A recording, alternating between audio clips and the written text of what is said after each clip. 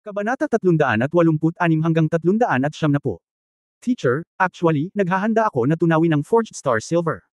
Ang una kong battle armor na kanang kamay at forearm ay na-design na. Maghihintay ako para sa high-quality melt forged na Star Silver na gagawin. Tingnan mo, kung mataas ang iyong as for the quality Star Iron, I don't want it to support your apprentice. It is equivalent to the Star Silver worth as much as the Star Iron you just now. Fuck off. Muntik ng sipain ni Feng Wuyo ang mabahong bata. Nang papurihan niya sana siya ng ilang salita, kailangan niyang gumawa ng 1 pulgada. Humalaklak si Tang Wulan, Teacher, alam kong mayroon ka, tama. Sa buong industriya ng forging, sa palagay ko ay walang maraming mga forging masters na may masaganang koleksyon mo. Ano ang magalang mo sa iyong apprentice? Kunin mo na agad. Sino ang magalang sa iyo? Natuwa si Feng Wuyo kay Tang Wulan, ngunit naglabas pa rin siya ng ilang Sky Star Iron at inihagis ito sa forging table. Ayan, wala na. Alisin mo na yan dali, huwag mo akong magalit dito. Ikan-away ni Feng Wuyo ang kanyang kamay na parang langaw. Humalaklak si Tang Wulan at sinabing, Guro, kailan mo ako tuturuan ng pagtunaw at pagpapanday ng 3 metal? Sumulyap sa kanya si Feng Wuyo, gusto kong matutong tumakbo kung hindi ako natutong maglakad. Kailan ka maghihintay na makagawa ka ng 1 piraso ng metal na nakabatay sa Diyos, at matutong magpanday ng higit sa 12 uri ng metal, at maging bihasa sa spiritual forging? Ang 3 kondisyong ito pagkatapos nito, pag-usapan natin ang pagtunaw at pagpapanday ng 3 metal. Aba, malayo pa ako. Bumantong hininga si Tang Wulan, at lumabas na nakayuko ang ulo. Bulong niya sa sarili habang naglalakad, hanggang ngayon lang natutupad ang 3 kondisyon. I guess. Aabutin ng kahit 1 taon para makumplito ang 2 pa. Maghintay. May ganyang tenga si Feng Wuyo, paanong hindi niya maririnig? Guro, may iba pa ba? Inusenteng tanong ni Tang Wulan. Sabi mo na kumpleto mo ang 1 sa 3 kondisyon. Alin ang natapos mo? Imposible. Inisip ni Feng Wuyo sa kanyang puso na ang 3 kondisyon na ito ay ganap na malupit, at maging siya ay natapos na ito pagkatapos maabot ang ika-6 na antas na panday. Nang iharap ko ang 3 kondisyong ito, sadyang sinusubukan kong ipahiya si Tang Wulan. Sa 3 kondisyong ito, medyo madaling kumpletuhin ang 10 uri ng 2 metal na pagtunaw at bihasang espiritual na pagpapanday, at tumatagal lamang ito ng panahon. Pagkatapos ng lahat, si Tang Wulan ay maaari ng magpanday at magpanday sa espiritual, ngunit siya ay natututo pa lamang ng ilang araw. Hindi pa nasusubukang muli ang spirit forging, kaya bakit mo nasabi na natapos mo na ang 1 sa mga pagsubok? Tungkol naman sa God-based metal, hindi man lang ito pinansin ni Feng Wuyo. Kahit na siya ay isang level 6 na panday, kailangan niyang magkaroon ng malaking swerte bago niya ito mapeke. Kailangang subukan ng isang forge ng Saint Craftsmanship level ang kanyang kapalaran sa pag-forge ng 2 metal na nakabatay sa Diyos na metal, hindi pa banggitin na siya ay isang 5th level forge, at kakapasok lang niya sa ika-5 antas. Tumawa si Tang Wulan, ngunit hindi umimik. Itinaas ni Feng Wuyo ang kanyang kamay at kinatok siya ng marahas na panginginig. Tumawa ka, ipagyabang mo ang matanda, at susuntukan kita. Halika, gusto kong makinig, ano ang nagawa mo? Posible bang sinunod mo ng lihim ang batang iyon na natuto ang batang si Muchen ng 10 uri ng 2 metal na pagtunaw? O lihim ka bang nagsanay muli ng espiritual na pagpapanday sa iyong sarili? Sa maikling panahon na ito ay imposible na lamang. Bakit hindi maaaring ito ay batay sa Diyos na metal? Walang magawang sabi ni Tang Wulan. Kinurot ni Feng Wuyo ang kanyang mga labi at nanguuyam na sinabi, nangangarap, ikaw, hindi ito panaginip, gisingin mo ang matanda. Masakit ba na patumbahin ka ngayon? Sinabi ni Tang Wulan na naagrabyado, syempre masakit. Guro, o tumaya tayo, kung pinik ko ang metal na nakabatay sa Diyos. Nanlaki ang mga mata ni Feng Wuyo, how about create a God-based metal? Kailangan mo pa bang kumatok ang matanda? Teacher, hindi ba't napakalaking bully mo? Syempre hindi ako naglakas loob na patumbahin ka. Kapag nanalo ako, mawawalan ka ng 20,000 points para sa kontribusyon ko. Sa huling laban, tinuruan akong parusahan. Hindi pa naipapasa ang mga kontribusyon. Abala ako sa pagsasanay at pag-aaral mula sa iyo araw-araw. Paano ako makakakuha ng mga puntos ng kontribusyon? Paano kung pinatalsik ako ng multa ng kolehiyo dahil hindi ako nagbabayad? Nang makita ang kanyang naaagrabyado na mukha at halatang nagkukunwaring naagrabyado, gustong tumawa ni Feng Wuyo. Ngunit nagtatampo pa rin niyang sinabi, hindi ka papasok sa set na ito, mayroon kang higit sa 1 piraso ng panday na tagumpay, hindi ba? Ang pagbebenta, 20,000 na kontribusyon ay hindi magiging labis na pagsisikap, at, ikaw ang aking apprentice, na naglalakas loob na paalisin ka. Teacher, kung hindi ka maglakas loob na tumaya, kalimutan mo na lang, tataya ako kay Master Zhu. Sabi ni Tang Wulan, aalis na siya. Sandali lang, sinong nagsabing hindi ako mangangahas? Ikaw bastos, hindi mo ba naisip na ang lumang bagay sa mundo ay mas matapang kaysa sa akin? Sugal at sugal, ibalik mo ang metal na nakabatay sa Diyos, tingnan mo ako. Pero, paano kung hindi mo ito mapalampas? Maglakas loob na gumamit ng agresibong pamamaraan sa matanda, talagang gumagana ito. Humalaklak si Tang Wulan, hinampas ng patpat ang ahas, at sinabing, Guro, maaari mong mawala ang anumang bagay, sabihin mo lang. Nag-isip sandali si Feng Wuyo, at sinabing, kung matatalo ka, lahat ng produkto sa susunod na 3 buwan ay pag-aari ng matanda. Siguradong big talk ito ng leon. Ayon sa kasalukuyang rate ng tagumpay ni Tang Wulan sa Forjang, 3 ang buwan ng tapos na produkto ay tiyak na lumampas sa 20,000 puntos ng kontribusyon. Deal. Masayang sumang-ayon si Tang Wulan nang walang pag-aalinlangan. Hindi mahalaga kung ano ang taya ng kalaban para sa isang tiyak na tagumpay. Kahit na mapurol si Feng Wuyo, naririnig pa rin niya ang amoy ngayon, talagang pinik mo ang metal na nakabatay sa Diyos. Sumama ka sa akin. Matagumpay nang umiti si Tang Wulan at tumalikod at naglakad palabas. Sinundan ni Feng Wuyo si Tang Wulan sa kanyang forging room na may mukhang hindi makapaniwala. Nandito lahat sina Guyu, Xu Lizi, Ye Xinglan, at Xu Xiaoyan, tinatalakay ang disenyo ng kanilang battle armor. Nang makitang pinapasok ni Tang Wulan si Feng Wuyo, nagmamadali siyang bumangon at sumaludo. Saan? Inilibot ni Feng Wuyo ang kanyang mga mata at tinanong si Tang Wulan.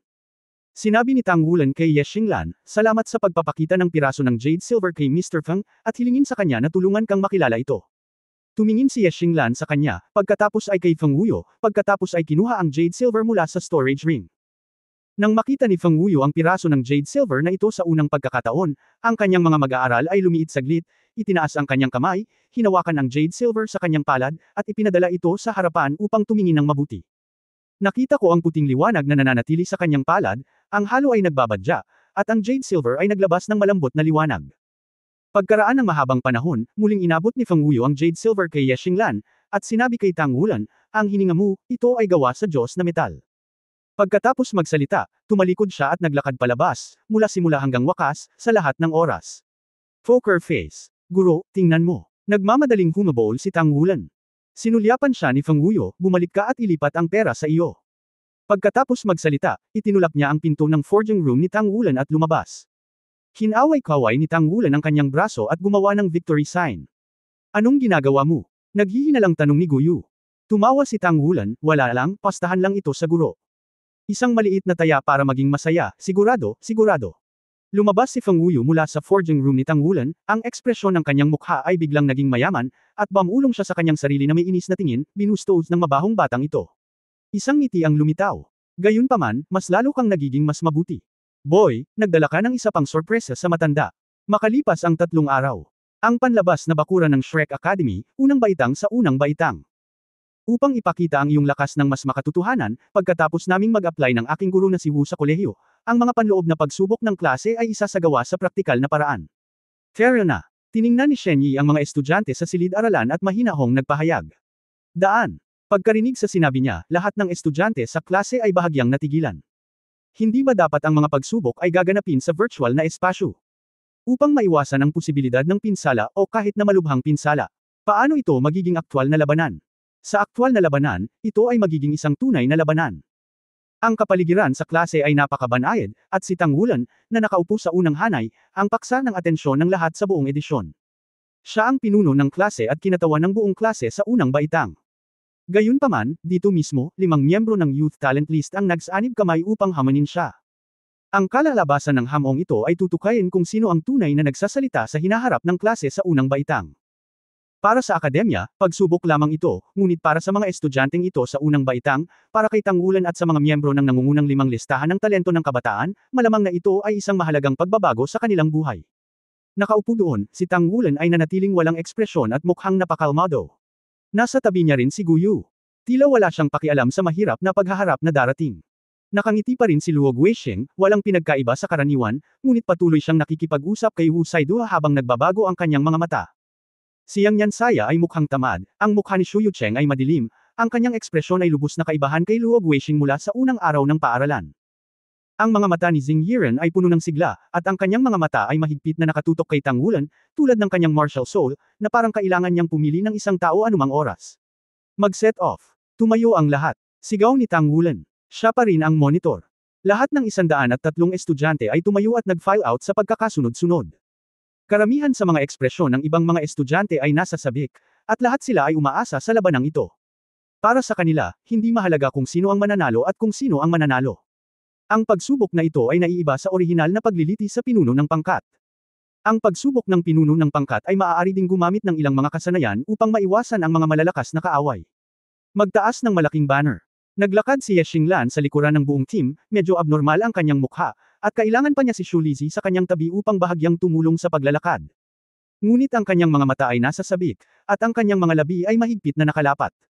Sister Xinglan, bakit hindi ka pumunta? Hayaan mo ang guro at ako ay humingi ng pahinga para sa iyo. Nag-aalalang bulong ni Xu Lizhi. Ibinaling ni Ye Xinglan ang kanyang ulo upang tingnan siya, at sinabing may nakakapasong mga mata, mataba, huwag mong ikahiya ang aming mga disipulo sa loob ng bakuran. Napatulala si Xu Lizhi. Sinabi niya ito na parang kinakausap niya ang sarili niya, pero parang kinakausap niya ang sarili niya. Ngumiti si Xu Lizhi, okay. Talakayin, ang pinakaginagamit na pasilidad ng Shrek Academy. Sa mga karaniwang araw, hanggat kumonsumo ka ng mga puntos ng kontribusyon, magagamit mo ito upang makipagkompetensya. Ang pinakamalaking benepisyo ng kompetisyon ay na maaari nitong ihiwalay ang panloob na enerhiya mula sa pagtagas.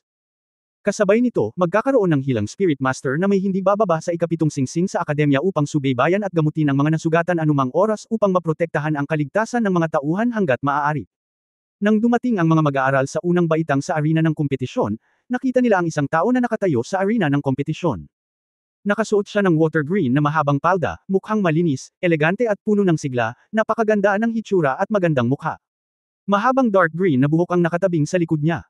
Ang kanyang katawan ay balingkinitan, ang kanyang mukha ay parang 30, may essence at maamong ngiti sa kanyang mukha. Nang makita siya, nagmadaling pumunta sina Shen Yi at Wu Changkong, yumuko at sumaludo ng magkasama. Miansaya, hindi masyadong etiquette, bumangon ka agad. Ngumiti ang babae. Lumakad si Tang Wulan sa harap ng mga mag-aaral sa unang baitang, at hindi naiwasang makaramdam ng pagkagulat nang marinig niya ang address ni Shen Yi at Wu Changkong para sa babae. Sa ilalim ng korona, magagamit lang ang pamagat na ito sa title Daoluo. Sa madaling salita, ang dilag na ito na tila 30 taong gulang lamang ay naging isang makapangyarihang tao sa antas ng title Daoluo. Bukod dito, malinaw niyang nakita ang malamig na pagmamataas ni Teacher Yiwo, kapag kaharap ang taong ito, ang paggalang sa kanyang mga mata ay buo, walang nikititing na tubig. Makikita kung gaano kataas ang prestihiyo sa harapan niya. Ilang title Daoluo ang mayroon sa Shrek Academy. Nakita ng lahat ang korona ng Holy Spirit Daoluo. Malamig na sabi ni Wu Changkong. Nakita ko si Miansaya. Kasama si Tang Wulan bilang pinuno, ang lahat ng mga estudyante sa unang baitang ay yumuko at sumaludo ng sabay-sabay. Holy Spirit Daoluo. Ang pamagat na ito ay parang napakadami na. Bahagyang ngumiti ang Holy Spirit Daoluo, ang layunin ng kompetisyon ay upang matuto mula sa isa't isa, ngunit dapat nating subukan ang ating makakaya na gamitin ang ating sariling mga kakayahan upang pasiglahin ang ating potensyal at pagbutihin ang ating sarili. Okay, ipaubaya ko ito sa iyo dito. Ang kanyang katawan ay hindi lumulutang sa anumang usok at apoy. Tumataas at bumabagsak sa isang mataas na stool sa gilid ng kompetisyon. Bumaling si Wu Changkong sa mga estudyante at sinabi sa malalim na boses, ang panloob na mga pagsubok sa klase ay nakabatay sa mga prinsipyo ng pagiging bukas, patas, at katarungan. Sa kasalukuyan, ang buong klase ay nahahati sa 17 grupo, at isang loterya ang gagamitin para sa kompetisyon mamaya. Single elimination system ngayon, ang pinakamalakas na grupo ay magpapasya. 4 na araw mamaya, magkakaroon tayo ng exchange competition sa ngalan ng pangalawang klase at ang unang baitang ay lalahok sa exchange competition sa ngalan ng aming pangalawang baitang.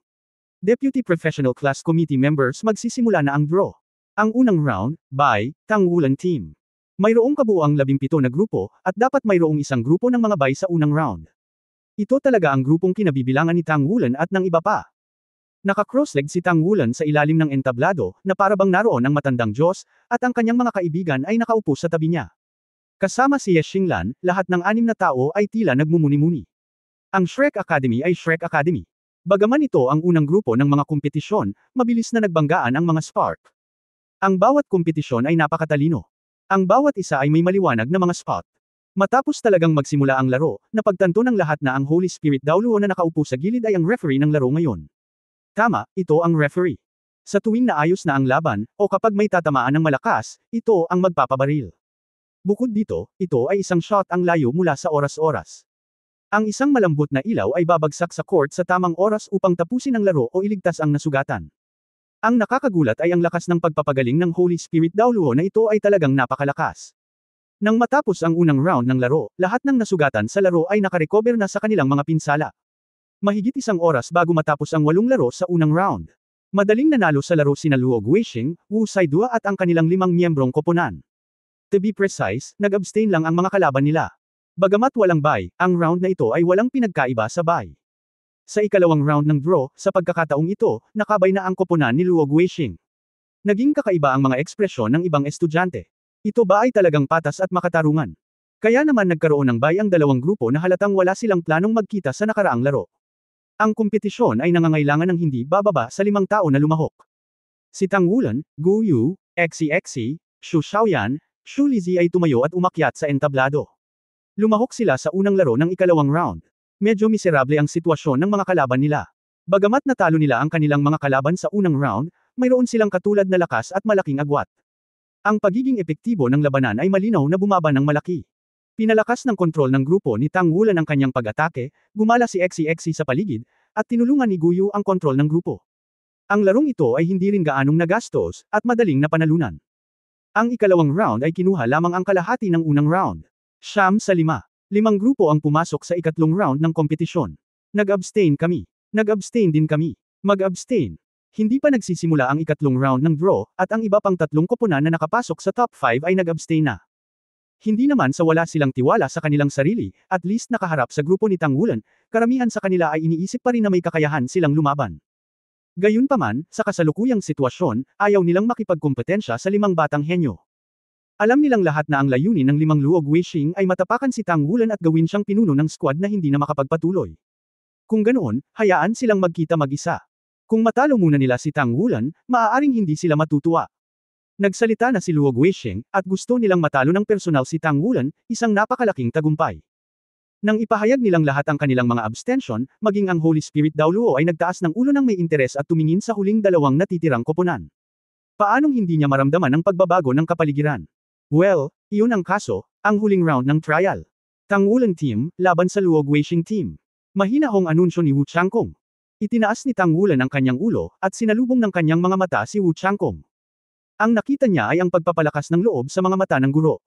Ito ay isang malamig na apoy. Nakita rin ni Wu Changkong ang hitsura sa mga mata ni Tang Wulan, na siyang liwanag ng pagpupursige at matatag na paniniwala. 10 tao mula sa magkabilang panig ang naghain sa entablado. Si Tang Wulan ay nakatayo sa harapan ng kanyang koponan, at ang koponan ni Luog Wishing ay nakatayo sa harapan ng gintong oso na si Yang Nyansaya. Nang iangat ni Yang Nyansaya ang kanyang ulo at tumingin sa kanya, bigla siyang nanginig. Magsisimula na ang huling round ng internal trials ng unang grade class ng Shrek Academy.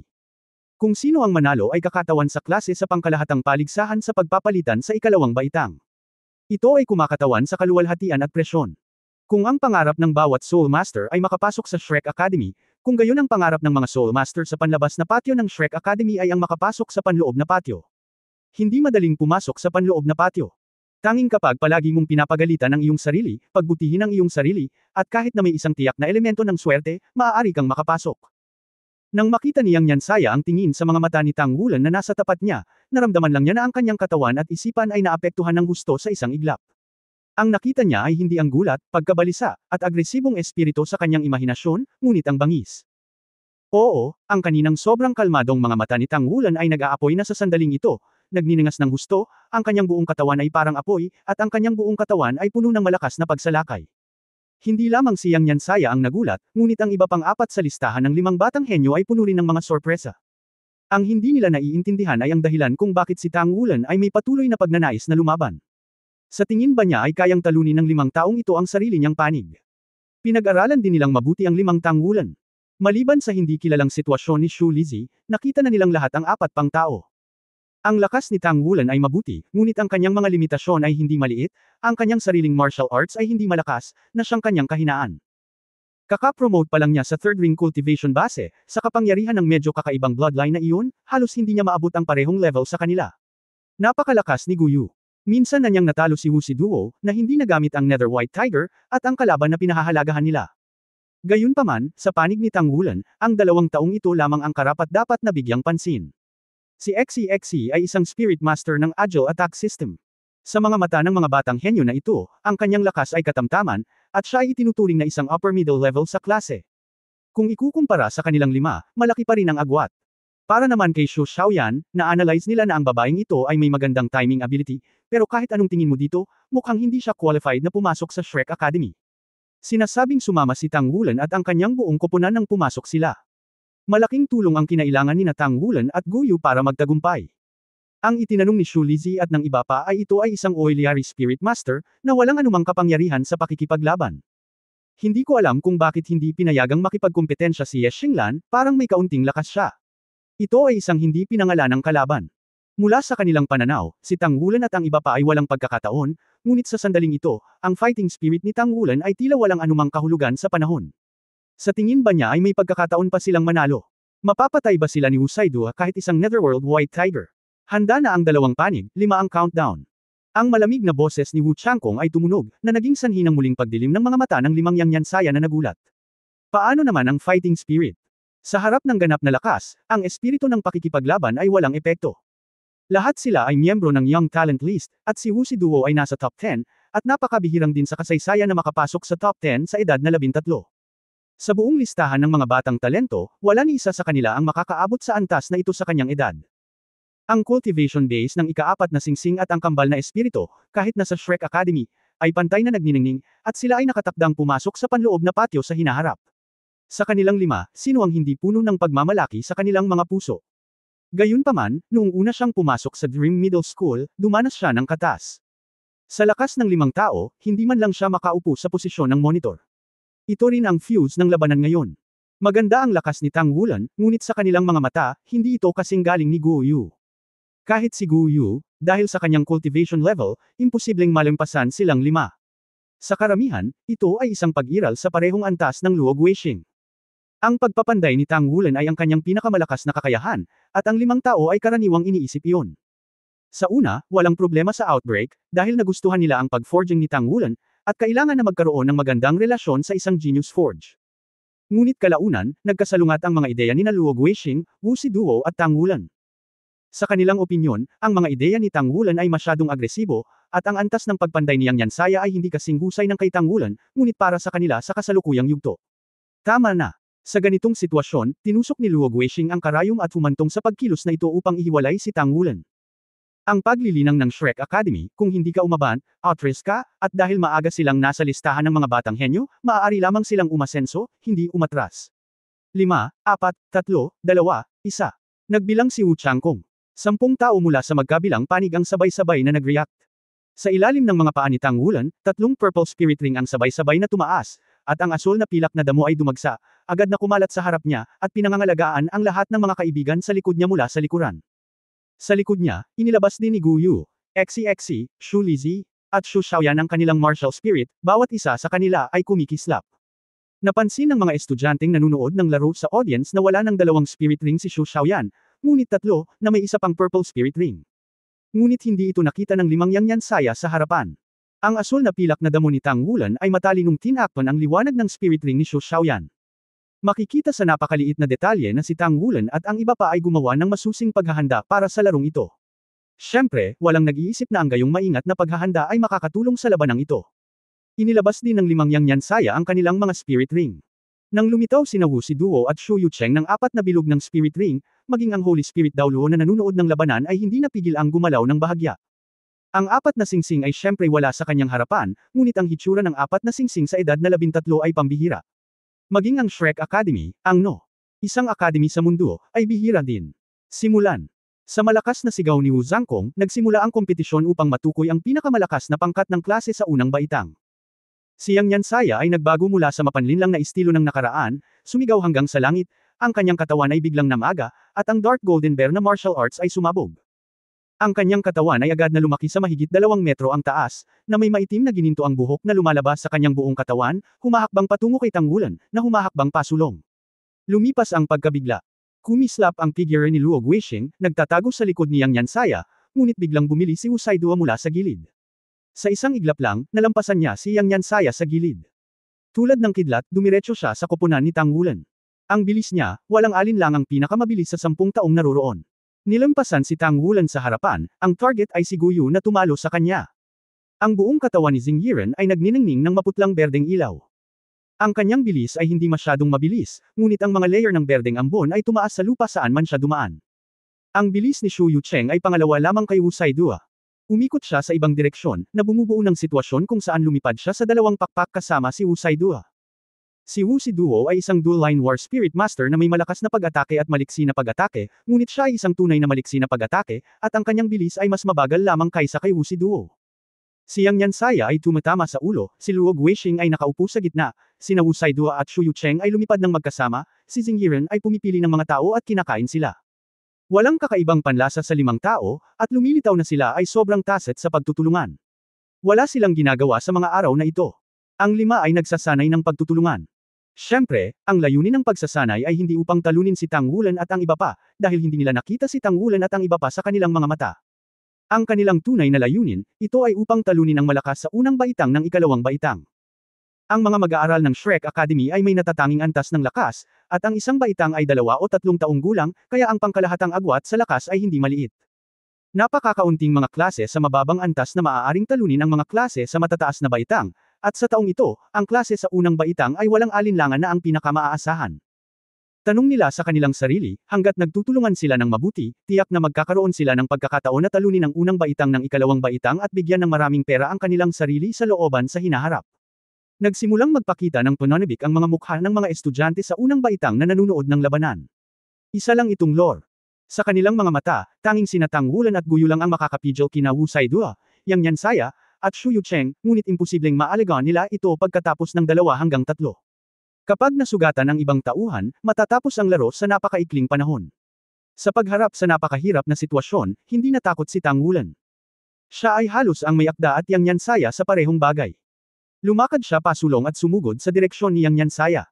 Kasabay nito, sa ilalim ng kanyang mga paa, ang asul na pilak na damo ay mabilis na kumalat, makapal na sumasakop sa isang malaking lugar sa paligid niya, at ang ikatlong spirit ring ni Tang Wulan ay biglang kuminang. Pagkatapos ay nakita ng lahat na ang lahat ng kanyang asul na pilak na damo ay agad na naging maputlang ginto, at tahimik na lumubog sa lupa. Ang ikatlong kakayahan ng espiritu. Hindi pa nakita ni Wu Saidua ang pangatlong espiritong kakayahan ni Tang Wulan, at alam nilang lahat na ito ang kanyang pinakabagong nakuha. Ang mga tao ay palaging likas na maingat sa mga hindi kilalang bagay, at sila ay walang pagbubukod. Bahagyang bumagal ang takbo ng 2. Sa sandaling ginamit niya ang ikatlong kakayahan ng espiritu, hindi ba siya mag-aalala tungkol sa pagkonsumo ng kapangyarihan ng espiritu? Kasabay nito, nagsimula si Guyu, na nasa likod ni Tang Wulan. Pinisil niya ang kanyang mga kamay sa kanyang harapan upang makagawa ng kakaibang unang imprenta, ang kanyang mga hinlalaki ay magkadikit, ang iba pang 4 na daliri ng kanyang kaliwang kamay ay nakataas, at ang kanyang kanang kamay ay nakaturo pababa. Biglang, ang kanyang katawan ng mga elemento sa paligid ay nagbabago at nagiging mas malakas. Ito ay isang serye ng malakas na puting sinag na may aura ng matinding lamig. Ang mga puting sinag na ito ay mabilis na umakyat, namuo, at naging mga ice cone, bumaril patungo sa magkabilang panig, na hamarang kina Wu Siduo at Shu Yucheng. Nagkaroon ng kislap ng liwanag sa mga mata ni Wu Saidua, at ang kanyang katawan ay biglang bumilis. Sa sandaling iyon, ang kanyang bilis ay biglang tumaas sa tuktok. Paano ang iyong ikatlong espiritong kakayahan ni Tang Wulan? Dahil matapang ang tinaguriang Art Master, wala siyang pakialam. Bago ang larong ito, sinuri nila na ang lakas ni Guyu ay napakalakas at kayang kontrolin ang maraming elemento. Kung gusto mong madaling manalo, kailangan mo munang lutisin si Guyu. Kung walang tulong ni Guyu, si Tang Wulan ay nag-iisa. Ito ay wala. Ang kakayahan ni Guyu ay na kung mas matagal ang pagkaantala, mas nakakatakot ang pagsabog. Sa makatuwid, sa sandaling makaakyat sila, handa na silang talunin si Guyu ng buong lakas. Nether saksak. Agad na pataasin ang bilis, pataasin ang lakas ng pag-atake, at pataasin ang lakas ng pisikal na depensa. Bagamat ito ay ang unang espiritong kakayahan lamang, ito ay ginagamit sa mga kamay ni Wu Siduo, ngunit ito ay madalas na nakakagulat na nakakapanalo ng mga mahimalang epekto. Sa kabilang banda, nagsimula na rin si Shu Yucheng, ang kanyang katawan ay biglang naglabas ng isang serye ng mga after images, at ang bilis ay tumaas sa isang iglap. Kasabay nito, ang malaking dark magic sickle sa kanyang kamay ay itinaas at dinala sa kanyang mga balikat. Ang ibabaw ng karit ay kumikinang na may madilim na lilang kinang. Ang mga ice cone ay nabasag ng kanilang espiritong kapangyarihan sa harap ng kanilang malakas na impact, at hindi ito sapat para saktan sila. Nang makita sila, pinutol nila ang kampo ng Tang Wulan team mula sa 2 pakpak. At ang target ay tumutukoy kay Guyu. Gusto nilang panindigan ang pangatlong espiritong kakayahan ni Tang Wulan, at gusto nilang talunin si Guyu. Sa sandaling ito, gumalaw si Xi, na nakatayo sa likuran. Bahagyang nanginig ang kanyang katawan, at ang tao ay mabilis na lumabas ng paalang, hawak ang magaan na dragon dagger sa kanyang kamay, at ang target ay ang walang kamatayang si Shu Yucheng. Nang mag-activate si Xi, inilabas din ni Guyu ang kanyang mga kakayahan muli. Ang 3 espiritong singsing sa kanyang katawan ay sabay na lumiwanag. Ang pagtaas ng tubig ng mga elemento, ang kontrol ng mga elemento, at ang pagsasanib ng mga elemento. Ang 3 mga kakayahan ng espiritu ay nagtaas ng kanyang sariling kakayahan na kontrolin ang mga elemento sa sukdulan. Isang malakas na liwanag ang biglang sumilay mula sa kanyang kamay at direktang bumagsak kay Shu Yucheng. Si Shu Yucheng, na mabilis na umaasenso, ay niyugyug ang kanyang katawan, at ang kanyang katawan ay napuno ng lila itim na liwanag. Sa ilalim ng pagkinang ng banal na liwanag, ang kanyang bilis ay makabuluhang nabawasan, at ang kanyang sariling hininga ay pinigilan din sa isang malaking lawak. Kung narito si Le Zhenghao, magugulat siyang malaman na ang banal na liwanag na ginamit ni Guyu ay eksaktong kapareho ng kanyang unang kakayahan sa kaluluwa. Hindi man ito kasing lakas ng banal na liwanag na ginamit niya sa kanyang sarili, marami siyang natutunan. 8 puntos. Ang Dark Magic Sickle ni Shu Yucheng ay walang alinlangan na may dark attribute, at pinipigilan ng liwanag ang dilim. Bagamat hindi malakas ang banal na liwanag na ito, magagawa pa rin ito sa pamamagitan ng pagsupil sa kanya. Dumating si Xi sa ganitong oras. Walang alinlangan, gagamitin ng koponan ni Tang Wulan si Xi para manguna kay Shu Yucheng. Gayunpaman, malapit nang dumating si Wu Ziduo sa kabilang panig sa harap ni Guo Yu, lumalaban sa malapitang labanan, at walang sapat na oras upang pagsamahin ang maraming elemento. Bakit lalabanan ni Guo Yu ang kanyang pag-atake? Tila ganap na hindi pinansin ni Tang Wulan ang kanyang mga kasama. Humakbang siya patungo kay Yang Yansaya, tumalon ng husto, at buong lakas ang kanyang kanang kamao. Dumiretso sa Yang Yansaya. Ngumiti si Yang Yansaya, huminto, gumawa ng kamao gamit ang kanyang kanang kamay, at humadyos ng kamao sa parehong paraan. Malaki ang tiwala niya sa sarili niyang lakas. Bagamat alam niyang malakas din si Tang Wulan, talagang hindi siya naniniwala na matatalo siya ni Tang Wulan sa bagay na ito. Ang kanang kamao ni Tang Wulan ay natatakpan ng gintong kaliskis, agad na naging anyo ng Golden Dragon Claws, ang kanyang mga mata ay naging ginintuang din, at ang hangin sa harap ng kanyang kamao ay halatang distorted. Hoy! Bumantong hininga si Yang Yansaya, at ang madilim na gintong liwanag ay kumislap sa ibabaw ng malaking kamao. Ang kanyang gawain ay napakasimple, sapat na ito upang mabigla si Tang Wulan. Naghihintay para sa kasosyo na lutisin ang natitirang koponan ni Tang Wulan, tapos na ang labanan. Si Yang Yansaya ay palaging nag-iingat, at wala siyang planong makipagsapalaran. Sa makatuwid, ang kamao na ito ay nagpapatatag sa kanyang sarili, hindi naghahanap ng merito, ngunit hindi naghahanap ng mga demerits. Gayunpaman, sa oras na ito lamang, noong handa na siyang tanggapin ang matinding suntok ni Tang Wulan. Isang bulaklak ang biglang lumitaw sa kanyang harapan, at si Tang Wulan ay nawala sa hangin. Oo, nawala lang ito sa hangin. Direktang binombo ng malaking maitim na gininto ang kamao ni Yang Yansaya ang bakanteng espasyo, na naging sanhi ng sunod-sunod na pagsabog ng hangin, ngunit wala na ang kalaban. Ang pakiramdam ng paggamit ng maling puwersa ay halos samukha siya ng dugo. Ang mga matutulis na kuko ni Wu Ziduo ay lumabas, at ang mga tinek sa ibaba ay agad na naging 100 kuko, na sumasakop kay Guyu mula sa lahat ng direksyon. Kasabay nito, nag-iingat siya sa pangatlong espiritong kakayahan ni Tang Wulan na maaaring lumitaw sa lupa anumang oras. Luog Weisheng, Wu Ziduo, Shu Yucheng, sa sandaling umakyat ka, sasalakayin mo si Guyu gamit ang iyong dalawang pakpak na lumilipad ng magkasabay. Si Guyu ay may kakayahan sa space system, kung pipiliin niyang gamitin ang space system upang makatakas sa panahon ng pag-atake. Pagkatapos, itatakda mo ang layunin sa ibang tao, at gamit ang iyong lakas, madali mong malulutas ang ibang tao at mapuputol ang mga pakpak ni Wulan at Ghost ng Tang Yu, kahit saan man si Wulan at Ghost ng Tang Yu. Teleports ta, panalo talaga tayo. Luog Weisheng, Zingyiren, kasama mo ako, nagtutulungan tayong dalawa, kahit mag-teleport si Guyu sa atin, 2-1 tayo, maliit din ang chance niya. Kung hindi siya mag-teleport ng husto, Wu Ziduo, ikaw nandito na ang pagkakataon para sa paghihiganti. Nang malapit na ang distansya, kitang-kita ni Wu Ziduo ang ekspresyon sa mukha ni Guyu. Walang sorpresa o panik gaya ng inaakala, at hindi rin ito pangit. Oo, kalmado at tiwala lang. Bakit niya nilalabanan ang malapit na atake ko? Huli na ang elemental control niya. Sa harap ng isang malakas na tulad ni Wu Ziduo, ang isang pag-atake ng elemento ay hindi sapat para talunin siya. Ang pagsasama-sama ng mga multi-attribute na elemento ay tumatagal ng oras. Sa pananaw ni Wu Ziduo, ang tanging paraan ni Guyu ngayon ay ang mag-teleport palayo sa kalawakan. Nakatingin pa nga ang gilid ng kanyang mata kina Shu Xiaoyan at Shu Lizhi. Space transmission. Oo, sa katawan ni Guyu, nakita niya ang pilak na kumakatawan sa sistema ng kalawakan. Ngunit pagkatapos ng pilak, ang lumitaw kaagad pagkatapos ay isang maliwanag na ginto, makapangyarihang ginto.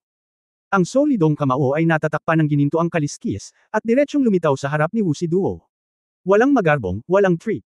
Ganun ka-simple, prangka, at kahit medyo magaspang, tuwid na suntok. Ang napakalaking kapangyarihan ay bumagsak sa hangin, na nagparamdam kay Wu Ziduo ng malaking presyon sa kanyang harapan. Ang kanyang bilis ay napakabilis na huli na upang baguhin ang kanyang mga kasanayan. Boom! 100 claws ay nagtagpo, si Wu Ziduo ay umatras, pasuray-suray sa hangin, halos hindi makontrol ang kanyang katawan. Ipinanganak si Tang Wulan, hinaharangan lang si Guyu. Oo, ang kakayahan ni Guyu sa space element ay mag-teleport kay Tang Wulan, na nakaharap kay Yang Yansaya. Sa di kalayuan, isang silver light ang kumislap sa mga mata ni Luo Guixing. Gusto niyang gawin ang gusto niya, ngunit pagkatapos ng lahat ay nagpigil siya. At the same time, medyo weird yung expression niya. Ang kakayahan na ginagamit ni Guyu ay eksakto ang space return na pinakamagaling niya. Ang ikatlong kakayahan ng espiritu.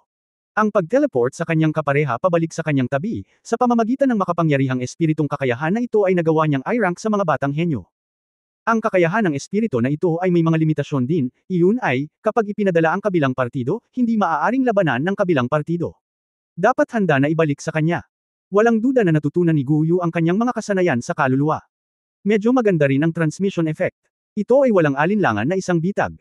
Nakita na ni Luo Guixing ang mga gininto ang ilaw na tumaas sa lupa, at ang pangatlong espiritong kakayahan ni Tang Wulan ay nananatili hanggang sa oras na ito bago ito na isaaktibo. Makikipagsanib puwersa siya kay Guyu para harapin si Wu Siduo. Magagamit din niya ang space return para i-teleport si Wu Siduo pabalik, ngunit ang problema ay hindi niya magagamit ang espasyong ito na bumalik sa kakayahan ng espiritu ng tuloy-tuloy. Kapag nagamit na ito sa pagpapadala ng Wu Siduo, si Shu Yucheng sa kabilang panig ay agad na mahuhulog sa paligid ng 5 tao ni Tang Wulan. Ito ay tiyak na dahil sa pag-aalala na ito na hindi niya ito pinasimulan sa unang lugar.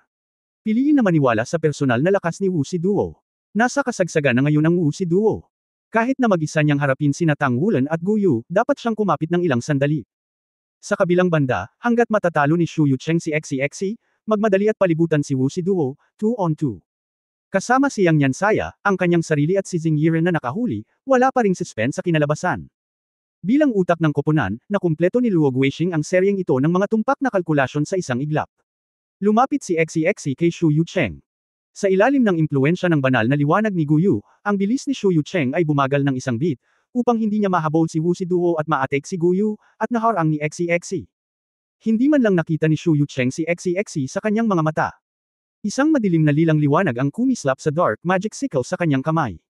Ang Dark Magic Sickle ay naging Blade Shadow, na sumasakop kay XCXC.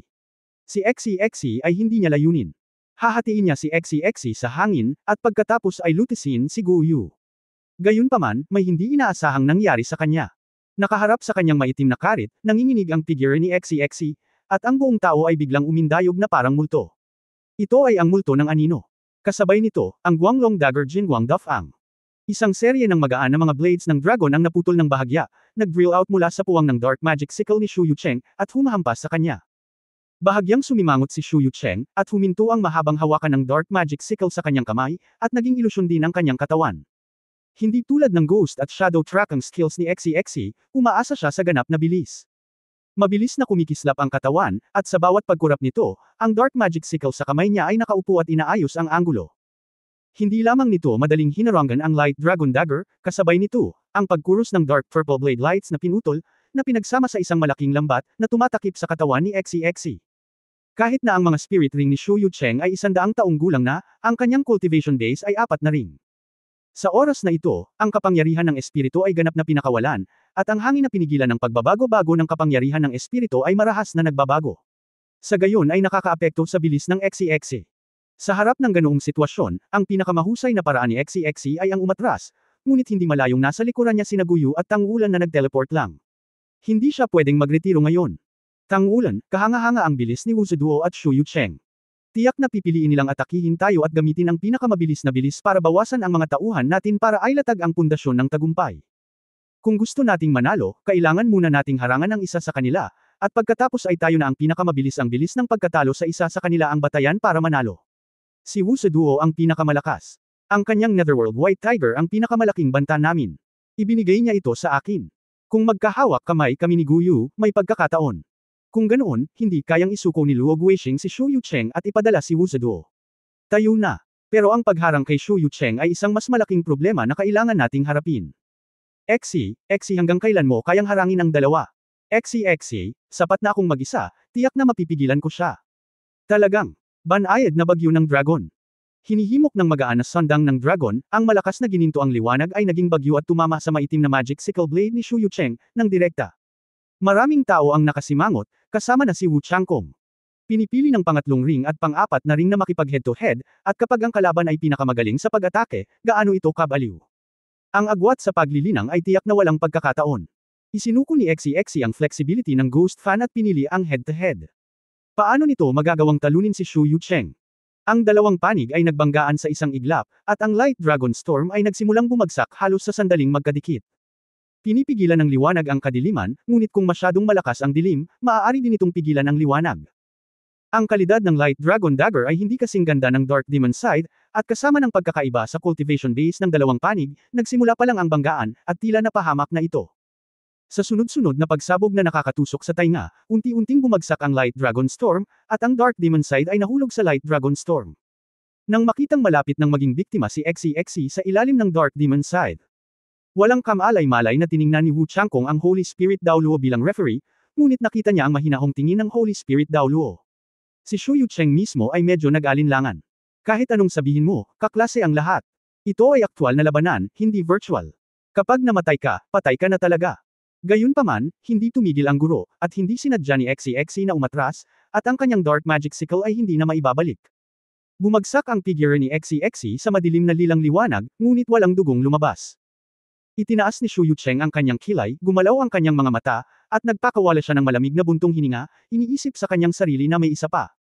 Ang Dark Magic Sickle sa kanyang kamay ay hamampos pataas, at ang nakasisilaw na talam ay dumiretso sa hangin. Nang mag-slash out siya, sinasamantala niya ang aura na natalo noon kay XC sa Yigwang Dragon Storm, at kahit siya mismo ay malinaw na naramdaman na ang suntok na ito ay nasa tuktok nito. Siya ay lubos na kumpiyansa, kahit na ang suntok na ito ay hindi makatalo kay XCXC, ito ay harang sa lahat ng kanyang daan pasulong, at ang harapan ay ang likod ni Guyu. Keng. Sa malutong na tunog, talagang lumitaw si XCXC sa hangin, at ito ay ang kanyang Shadow Dragon clone. Ang Light Dragon Dagger at ang Shadow Dragon Dagger ay tumawid sa harapan niya, nakaharang lang sa Light Blade. Gayunpaman, ang hindi inaasahan ni Shu Yucheng ay si XCXC ay hindi napabuga sa hangin. May pulang ilaw sa kanyang mga mata, at halatang gumanda ang hininga ng buong tao. Agad na bumagsak ang katawan, umikot ang katawan, at bumagsak ang sangyong. Si Shu Yucheng, na akmang sasalakayin si Guyu, ay agad na napatigil muli. Isang dampi ng galit ang lumitaw sa mukha ni Shu Yucheng, at ang mahabang hawakan ng Dark Magic Sickle sa kanyang kamay ay marahas na itinulak sa lupa. Sa sandaling lumitaw ang liwanag ng talam, naramdaman na lamang ni XCXC ang pagsipsip na dumadaloy patungo sa kanyang mukha, sinipsip ang kanyang katawan at direktang tumama sa blade light. Habang nasa himpapawid, biglang huminto ang Shuanglong Storm, at pilit na pinahinto ang mga espiritong kakayahan na pinakawalan, si XCXC ay pumulandet ng dugo.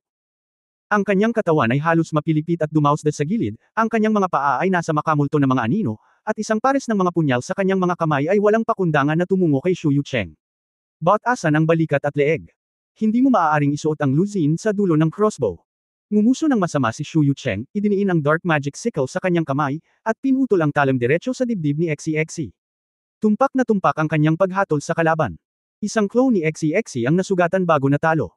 Sa oras na ito, halos hindi niya napigilan ang kanyang mga kasanayan sa espiritu upang maiwasan ang kanyang malakas na suntok, at ang kanyang katawan ay nabigla sa pagsusuka ng dugo, na nag-iwan sa kanya ng walang lakas. Ayaw din niyang tamaan ng husto si XCXC, basta sumugod siya para tulungan si Wu Siduo para makaalis sa kabkuban. Mula simula hanggang wakas, hindi niya nakita si XCXC sa kanyang mga mata. Sa mata ng ibang mga estudyante, ipinagmamalaki ni XCXC na kayang hawakan si Shu Yucheng ng napakatagal. Gayunpaman, nangyari ang isang bagay na hindi inaasahan ng lahat. Puff, sumambulat ang dugo. Iniwasan ni XC Zaiban ang nasa likod na figure at biglang tumakbo sa Dark Magic Sickle ni Shu Yucheng nang walang babala. Ang Dark Magic Sickle ay tumama sa kanyang kaliwang balikat, naputol ang halos buong balikat sa kalahati, at direktang dumaan sa kanyang katawan. Ang dugong bumulwak sa isang iglap ay tumalsik sa buong Shu Yucheng. Sa isang sandali nang si Shu Yucheng ay nataranta, ang isang mekantab na gintong punyal ay mabangis na ipinasok sa kanyang balikat, ang gininto ang liwanag ay pumailan lang, ang hininga ng liwanag ay sumabog, at ang magaan na talam ng dragon ay bumitaw. Ang may oras si Shu Yucheng na gawin ay hikayatin ang lahat ng kanyang kaluluwa na sumugod patungo sa punyal na tumusok sa kanyang katawan.